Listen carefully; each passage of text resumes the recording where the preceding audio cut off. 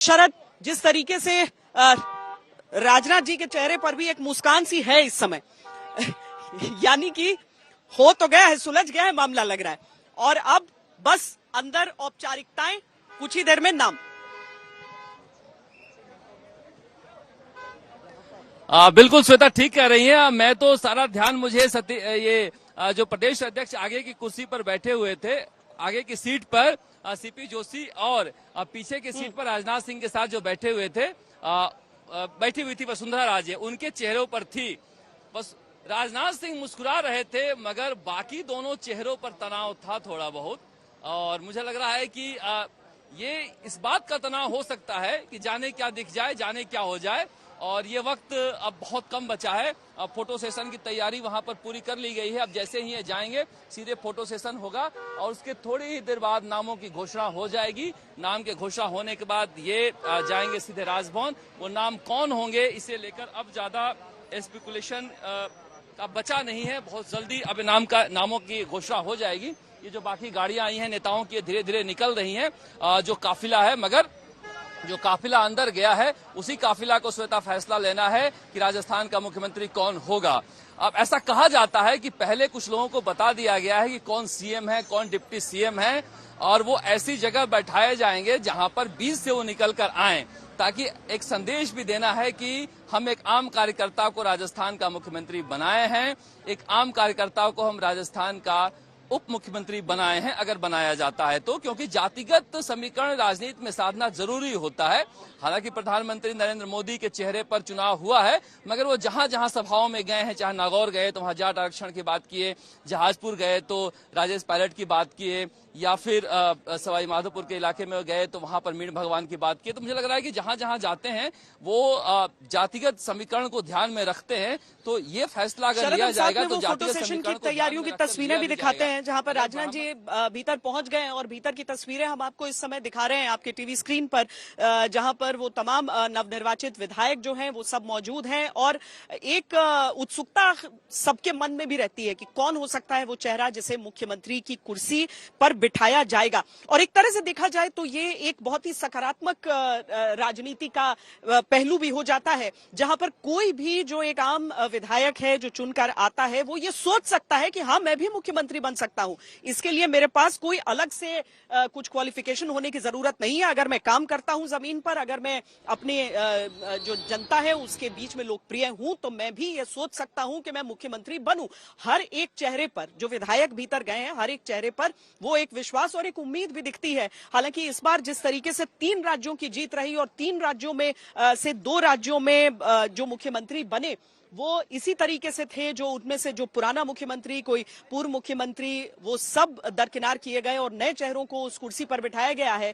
तो ये समझने की बात भी हो जाती है कि राजस्थान में वो कौन सा चेहरा होगा जो बैठेगा, क्योंकि केवल एक राजस्थान ऐसा राज्य रहा बीजेपी के लिए जहां पर यहां की पूर्व मुख्यमंत्री वसुंधरा राजे ने कहा गया कि सीधे सीधे दबाव बनाया जो भारतीय जनता पार्टी का शीर्ष नेतृत्व है उस पर, कि वो मुख्यमंत्री बनना चाहती है। और उनके साथ ही विधायकों का एक धड़ा ऐसा नजर आया जो खड़ा रहा, चाहे दबे छुपे शब्दों में ही, शरद, ये कहते हुए कि हाँ, हम चाहते हैं कि वसुंधरा राजे मुख्यमंत्री बने, चाहे कुछ समय के लिए ही बने, लेकिन वही बने।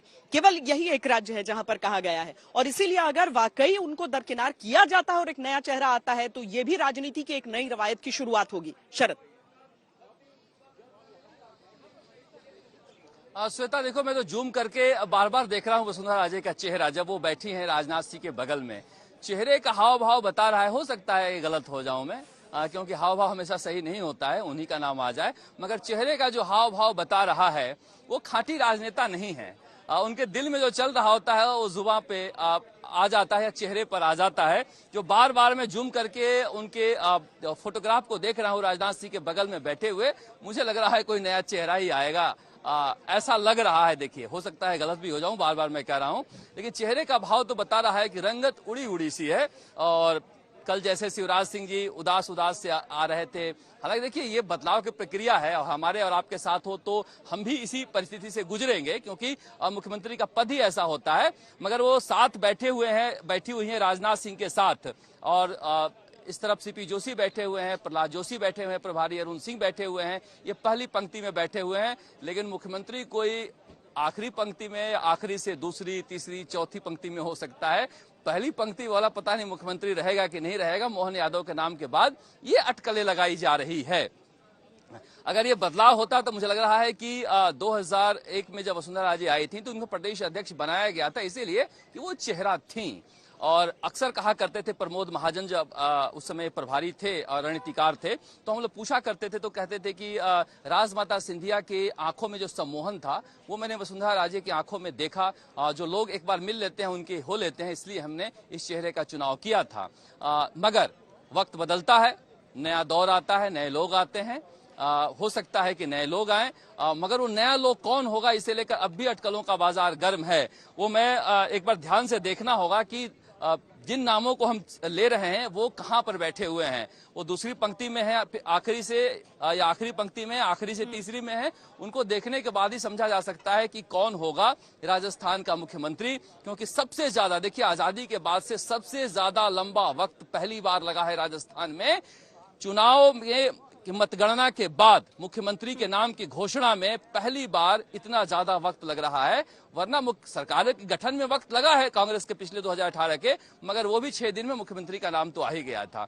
इस बार सबसे लंबा वक्त लगा है, तो मुझे लग रहा है कि बदलाव भी कोई बड़ा हो सकता है। बड़े नेता हैं राजनाथ सिंह, सबसे बड़ा राज्य है क्षेत्रफल की दृष्टि से, तो सब कुछ बड़ा हो रहा है। और कुछ लोग तो यह भी कह रहे हैं कि क्या पता छत्तीसगढ़ में विष्णु मिले हैं और महेश मिले हैं, मध्य प्रदेश में मोहन मिले हैं, माफ कीजिए, यहाँ कोई महेश जैसा, शंकर जैसा नाम आ जाए। तो ये सारे स्पेकुलेशन है। देखिए, जितनी तरह की बातें आप सोच सकती हैं वो सब कुछ सोच लीजिए, मगर आखिरी में जहां से हम सोचना बंद कर देते हैं, प्रधानमंत्री नरेंद्र मोदी वहीं से सोचना शुरू करते हैं। तो इसे लेकर कहा जा सकता है कि अभी उहापोह की स्थिति है, मगर मुझे लग रहा है कि बहुत जल्दी तस्वीर साफ होने वाली है।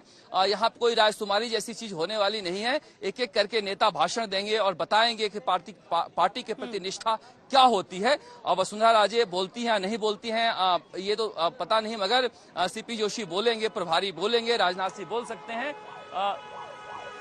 इस तरह से कुछ और काफिला आ रहा है। मैं कहूंगा कैमरामैन को दिखाने के लिए कौन पहुंच रहे हैं एक बार जी जूम करके हम कोशिश करेंगे देखने के। ये वीआईपी मूवमेंट की खाली गाड़ियां हैं श्वेता, ये तक आगे की वीआईपी मूवमेंट की खाली गाड़ियां हैं। हो सकता है कि कोई नया चेहरा जो आए उसके लिए भी गाड़ी की तैयारी की गई हो मोटर गैराज विभाग की तरफ से। जी श्वेता।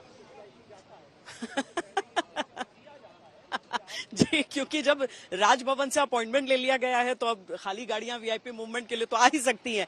जो हम आपको दिखा रहे हैं और बता रहे हैं राजस्थान में जो कुछ चल रहा है, राजनीति के लिहाज से, एक आम कार्यकर्ता के हिसाब से अगर आप सोचिए तो ये काफी सकारात्मक बदलाव है कि जहां पर ऐसा माहौल हो, ऐसी परिस्थिति हो कि कोई भी सोच सके कि हाँ, मैं भी शीर्ष पद तक पहुंच सकता हूं, मैं भी मंत्री बन सकता हूं, मैं भी मुख्यमंत्री बन सकता हूं या बन सकती हूं।